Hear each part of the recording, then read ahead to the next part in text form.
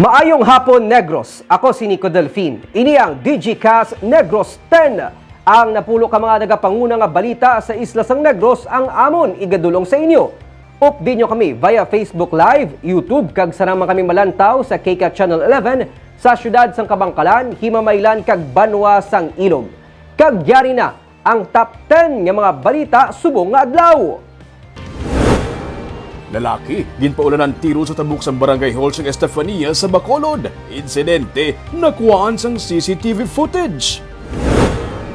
Sa Don Salvador Benedicto, masobra sa isa kagatos ka mga residente, apektado sa granular lockdown.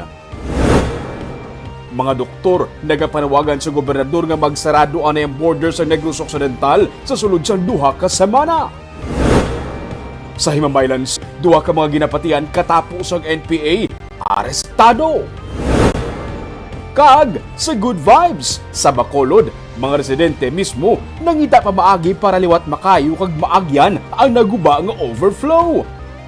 Initanan sa DigiCast Negros 10.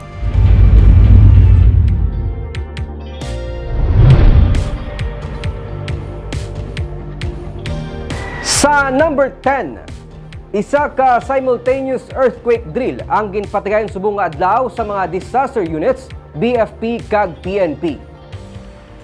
Ang Negros Occidental Police Provincial Office ang isa sa mga nag-upod sa earthquake drill sa Camp Alfredo M. Montelibano Sr. sa Barangay Estefania sa Bacolod City kaina sang aga. Ang ini nga nationwide activity ang ginapatigayon sa kada quarter sang tuig para himuon nga handa ang tanan nga mga personnel kung may magluntad gid man nga linog. Nag-duck, cover and hold ang mga personnel. Amat-amat man sila nga ginapagwa sa building kag nagsilo sa mas safe nga lugar. May senaryo man nga may napilasan para makahibalo ang mga PNP personnel nga mayara sa building sang ilang mga responsibilidad in kaso nga may matabo nga linog.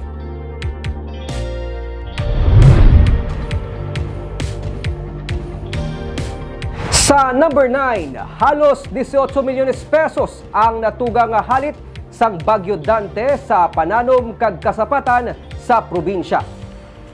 Sa final report sang Office of the Provincial Agriculturist, 16.7 million pesos ang balor sang halit sa pananom. 971 ka mga mangunguma ang apektado. Hindi lamang palay ang nahalitan, may mga high-value crops man kag mais. Masobra naman sa tunga sa milyon ka pesos ang halit sa kasapatan sa report ng Office of the Provincial Veterinarian. Bahay naman sa infrastructure, masobra man sa tunga sa milyon ka pesos ang balor sang halit niya ginreport sa Banwa sang Hinubaan.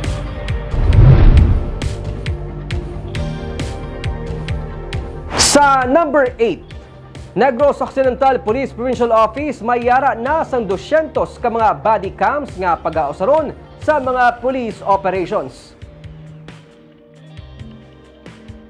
Tanan nga City Police Station sa Negros Occidental ang mayara na sa mga body-worn cameras nga pag-ausaron sa mga police operations.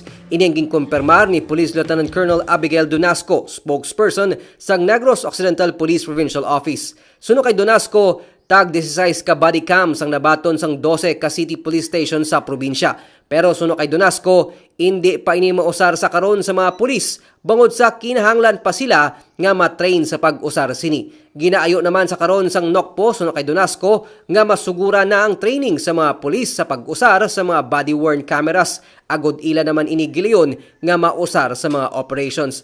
Ang pag-usar sang body cams ang isa sa mga ginmando karon ni Chief PNP Guillermo Ilazar bilang proteksyon pareho sa kapulisan kag sa mga sibilyan sa mga police operations.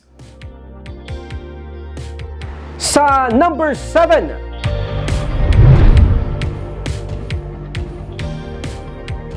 duha ka mga ginaligar katapo sang NPA nga kabahin sa nagluntad nga engkwentro kahapon, arestado. Detained na karon sa Himamaylan PNP Sanday Kenneth Nabong kag Jason Gazon nga ginalegar miyembro sa New People's Army nga kabahin sa nakaengkwentro kahapon sang tropa sang 62nd Infantry Battalion sa Purok Galaupan, Barangay Carabalan sa Himamaylan. Ang engkwentro sa tunga sang Army kag NPA ang nagresulta sa kamatayon sang soldado nga si Corporal Rodney Luces kag pilason man ng iya isa pa kaupod. Isa man ka miyembro sang NPA ang napatay sa encounter. Suno sa Himamaylan PNP, ang tropa sang Army among nag-turnover kahapon sa duwa ka NPA members matapos nila ini madakpan sa hot pursuit kag blocking operation. Kaso nga paglapas sa RA 10591 ang ipasaka nga kaso sa duwa ka na aresto subong adlaw kag sunod man nga ipasaka batok sa ila suno sa pulis amo ang kaso nga murder.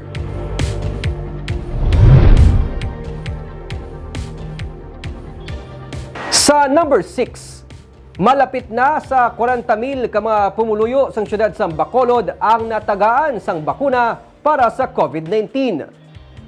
Sa datos sa ginpagwa sang Bacolod City Public Information Office, 39,232 na tanan ang nabakunahan sa syudad. 21,876 ang AstraZeneca nga bakuna kag 17,356 naman ang natagaan sang Sinovac vaccine as of June 8, 2021.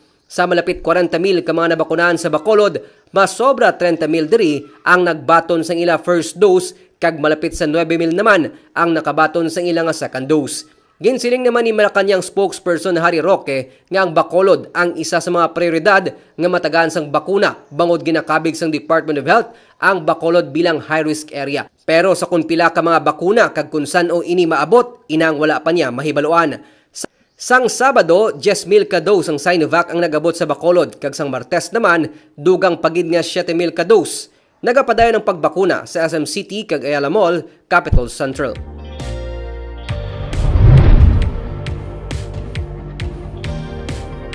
Sa number 5, Negros Occidental kag Oriental pareho nga mayara sang masobra sa 200 ka mga bag-o nga kaso sang COVID-19 kahapon.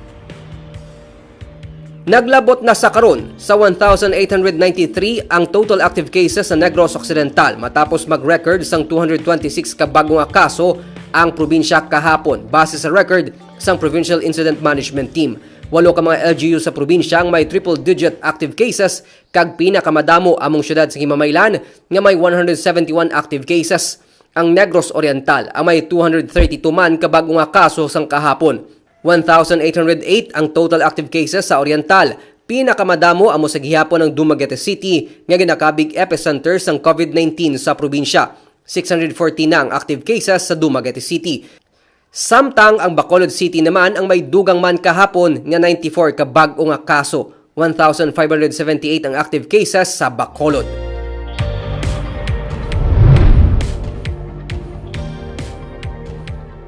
Sa number 4, syudad sang Cadiz nakarecord sang pinakamataas nga new COVID-19 cases sa sulod sang isa ka adlaw kahapon.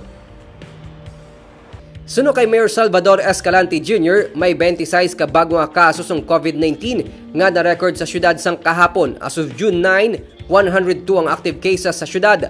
Ang sitwasyon suno sa alkalde sa isa ka video message para sa mga kadisnon ang makaalarma na rason nga iya ginsulit ang panawagan sa pumuluyo ang maid-id nga pagsunod sang health protocols. Sa 26 ka bago nga kaso, laban diri lat nanay sa pamilya suno sa alkalde. Nanguna sa panawagan sang alkalde ang pagpaiway sa mga party celebration nga damlag pa ginmando na sang presidente. Dugang pa ni Escalante nga ang iban nga mga hilikoton ilabi ng mga ginakabig nga super spreader ang ipaiway man anay ukon hagan-haganon. Ang inyo gobyerno gapaningwa para hindi kita maglapta. Subong ang aton virus is very super spreader.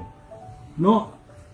Ini ang 26 ka cases na natabo subong na adlaw, na na-record naton subong na adlaw, kalabanan sini pamilya. Kung malatnan gani isa ka membro sa pamilya, siguraduhon ta ng palibot yes na bilog na pamilya apektado nang malatnan niya gid. So very important kay kumo pamatsyag naton kayang-kaya natin si virus, hindi gid.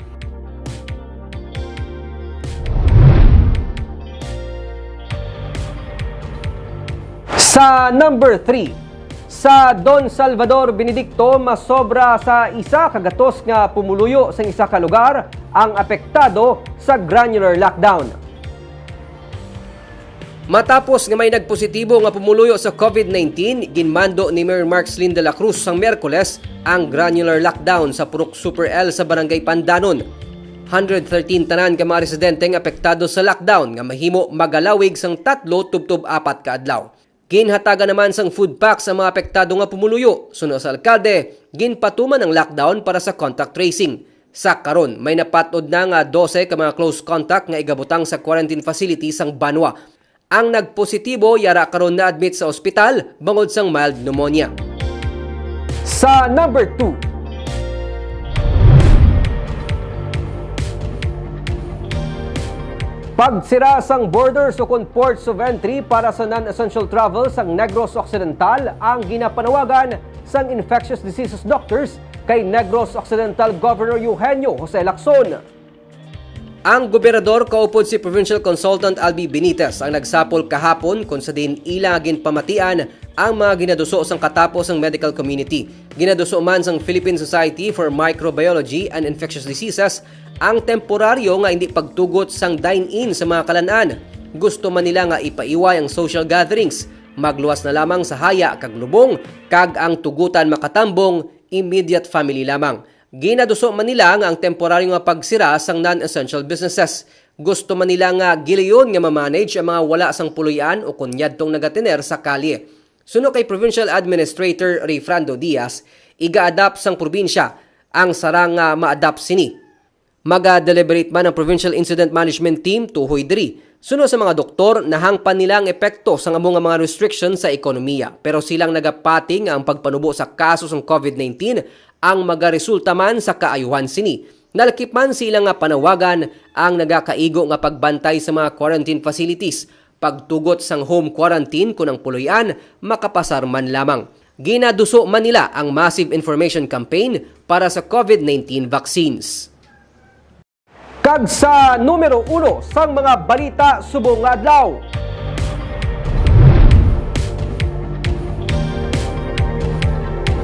Isa ka ginakabig nga high value target sa Victoria City ang patay matapos nga paulanan tiro sang kagabi sa atubang sang barangay hall sang Estefania sa Bacolod. Insidente ang nakuhaan sang CCTV footage. Yari ang report. Ini ang video nga kuha sang CCTV sang barangay Estefania sang nagluntad ang pagpaniro sa Dalan Sofia Gonzaga pasado las 10 Miyerkules ang gabi. Makita sa video ang pagkinarankaran sang pila ka mga individual sang gulpi nga gintiro sa makapila ka beses ang biktima nga si Danilo Sangkap Jr. sang duha ka wala makilala niya gunman nga nanaog gikan sa nagdulog nga itom nga SUV. Suno kay Police Major Junray Batadlan, hepe sang Police Station 4, si Sangkap ang nagpanaog lang siya nga motor bangod posible nga may kantransaksyon ini sang siyang ginpanaugan sang apat ka mga persona nga sakay sang SUV kag ginluthang sa makapila ka beses kabangdanan nga siyang napatay. Gilayon man niya nagpalagyo mga suspect nga tubtob karon wala pa sang identity.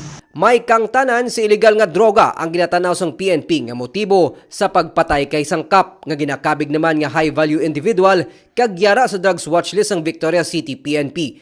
Ginsiling naman ni punong barangay Jerry Tingson nga makabig isolated incident ang natabo nga pagpaniro sa mismo atubang sang barangay hall. Ang improvement sang aton nga peace and order.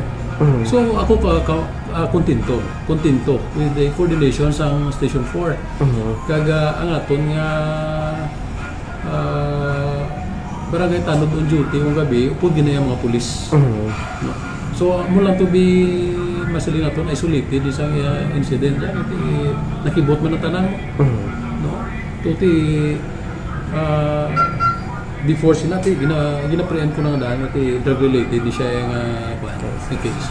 So yata na sa mga government agencies or proper authorities nga mag-uncover kung ano man gina ang mystery leak sa likod dira. So far, ang role sa barangay, we will provide information. Iti cover gina sa CCTV. Sandigman sa monitoring sang barangay, ang pangayaw nga biktima nga taga Victorias ang makapila naman ka beses nga nakitaan sa lugar antes pa man natabo ang pagpaniro. Kag sa Good Vibes, porsyon sang sementado nga alagyan nga naguba sang baha sa barangay Vista Alegre ang tigayon nga nakaayon na sang mismo mga nagbinuligay nga pumuluyo sa lugar. Yari ang report. Nabalaka ang pila ka mga residente sang purok kawayanan sa barangay Vista Alegre sang maguba ang sementado nga dalan nga nagaangot sa overflow tugas ang pagbaha sang nagligad nga Sabado. Temporaryo man nga hindi maagyan ang dalan. Gani ang pila ka mga motorista ang naga-detour na lamang. Tungod man sang peligro nga sarang matuga sa mga nagapasimpalad nga mag-agi sa overflow, na desisyonan sa mga pumuluyo na sila na mismong magkaayo sa naguba nga dalan. Bon kami ng mga pumuluyo di sa Puro Kawayanan tungod sa mga kabataan man ini mga kabataan ni kuan mga bato kabulig man di mapamawan mo sila kag tungod man sa mga driver man na nagabulig sa amon nga pangayo kami donasyon bisan pila-pila lang nang footbridge nga di nga ginhimo namon tungod man sang pagbinuligay nga kwan nga nahimo namon tungod sa kabataan nga pag-agin lang di delikado. Pila sa ila, nagtipon sang balas sa kilid sang malapit nga suba. Ang iba naghatag kang nagkolekta man sang donasyon para ipangbakal sang semento. Pati ang magagmay nga mga kabataan ang nanghakot man sang bato para makaayo ang dalan. Ang barangay ang nagdonate man sang sinako nga semento nga among gingamit sa mga residente sa pagtukod sang temporaryo nga alagyan. Malapit isa ka semana sila nga nagbinuligay. Tubtob nga liwat nga naagyan sa mga motorista ang naguba nga dalan. Di pa man nga nakayo na may bago naman nga dalan eh. Ano ka importante si mo yan may access ka diri? Layo ang ginabiyahe mo? Dram lang sa sa Vista Verde. Gobra ko. Construction. Wala inaw nga may Oo. naagyan. Malibot kami sa babaw bi. Delikado man to da sa piya. Kay taas din.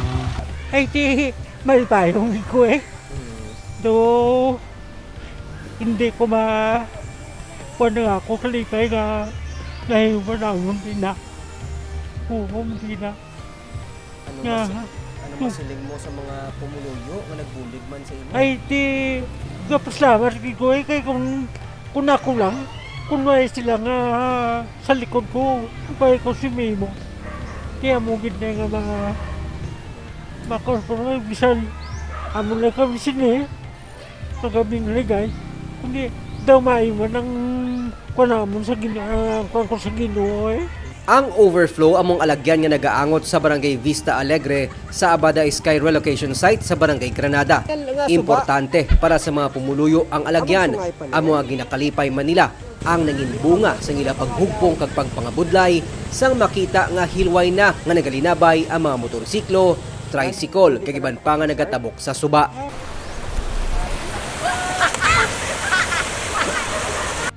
Kagamuyad to ang napulo ka mga nagapanguna nga balita sa Isla Sang Negros subong nga adlaw. Tubtubwas, ako si Nico Delfin. Maayong hapon.